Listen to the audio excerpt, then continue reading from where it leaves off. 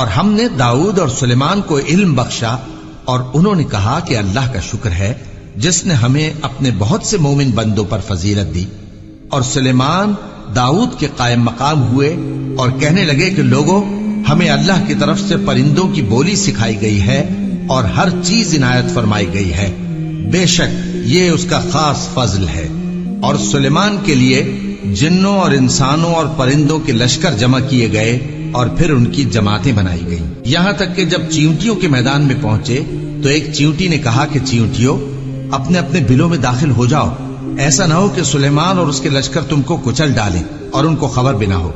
تو وہ اس کی بات سے ہنس پڑے اور کہنے لگے کہ اے پروردگار، مجھے توفیق عنایت کر کہ جو احسان تو نے مجھ پر اور میرے ماں باپ پر کیے ہیں ان کا شکر کروں اور ایسے نیک کام کروں کہ تو ان سے خوش ہو جائے، اور مجھے اپنی رحمت سے اپنے نیک بندوں میں داخل فرما۔ اور جب انہوں نے پرندوں کا جائزہ لیا تو کہنے لگے، کیا سبب ہے مجھے ہدہد نظر نہیں آتا؟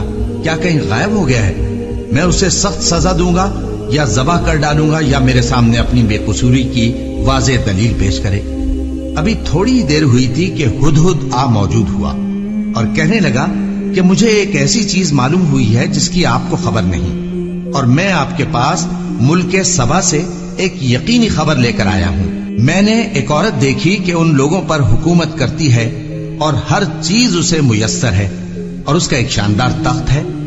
میں نے دیکھا کہ وہ اور اس کی قوم اللہ کو چھوڑ کر آفتاب کو سجدہ کرتے ہیں، اور شیطان نے ان کے اعمال انہیں آراستہ کر دکھائے ہیں اور ان کو رستے سے روک رکھا ہے، پس وہ رستے پر نہیں آتے اور نہیں سمجھتے ہیں کہ اللہ کو جو آسمانوں اور زمین میں چھپی چیزوں کو ظاہر کر دیتا اور تمہارے پوشیدہ اور ظاہر اعمال کو جانتا ہے، کیوں سجدہ نہ کریں؟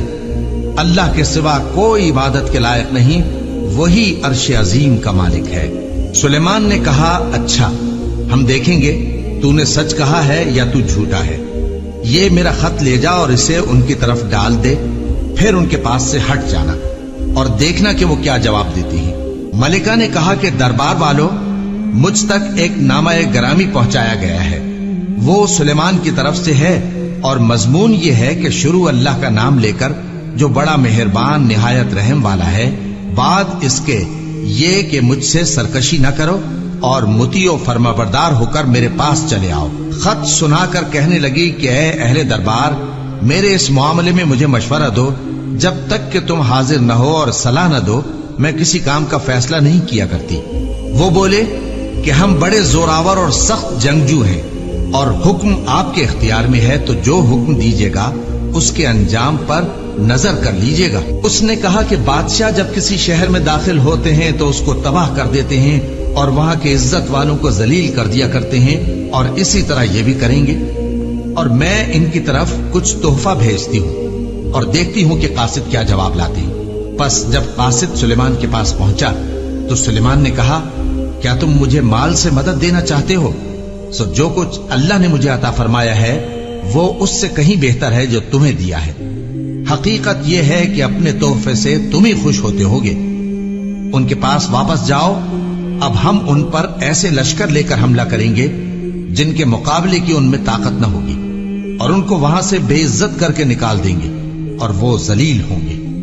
سلیمان نے کہا کہ اے دربار والو، کوئی تم میں ایسا ہے کہ قبل اس کے کہ وہ لوگ فرما بردار ہو کر ہمارے پاس آئیں، ملکہ کا تخت میرے پاس لے آئے؟ جنات میں سے ایک قوی ہیکل جن نے کہا کہ قبل اس کے کہ آپ اپنی جگہ سے اٹھیں میں اس کو آپ کے پاس لا حاضر کرتا ہوں، اور مجھے اس پر قدرت بھی حاصل ہے اور امانت دار بھی ہوں۔ ایک شخص جس کو کتاب الہی کا علم تھا کہنے لگا کہ میں آپ کی آنکھ کے جھپکنے سے پہلے پہلے اسے آپ کے پاس حاضر کیے دیتا ہوں۔ جب سلیمان نے تخت کو اپنے پاس رکھا ہوا دیکھا تو کہا کہ یہ میرے پروردگار کا فضل ہے تاکہ مجھے آزمائے کہ میں شکر کرتا ہوں یا کفران نعمت کرتا ہوں، اور جو شکر کرتا ہے تو اپنے ہی فائدے کے لیے شکر کرتا ہے، اور جو ناشکری کرتا ہے تو میرا پروردگار بے نیاز ہے، کرم کرنے والا ہے۔ سلیمان نے کہا کہ ملکہ کے امتحان عقل کے لیے اس کے تخت کی صورت بدل دو، دیکھیں کہ وہ سوج رکھتی ہے یا ان لوگوں میں سے ہے جو سوج نہیں رکھتے۔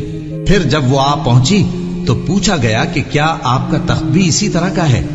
اس نے کہا کہ یہ تو گویا ہو بہو وہی ہے۔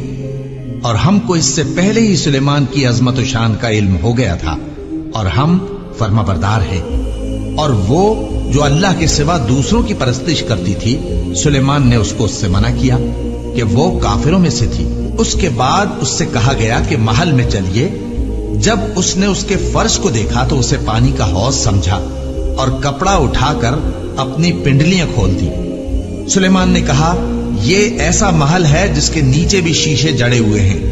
وہ بول اٹھی کہ پروردگار، میں اپنے آپ پر ظلم کرتی رہی تھی، اور اب میں سلیمان کے ساتھ اللہ رب العالمین پر ایمان لاتی ہوں۔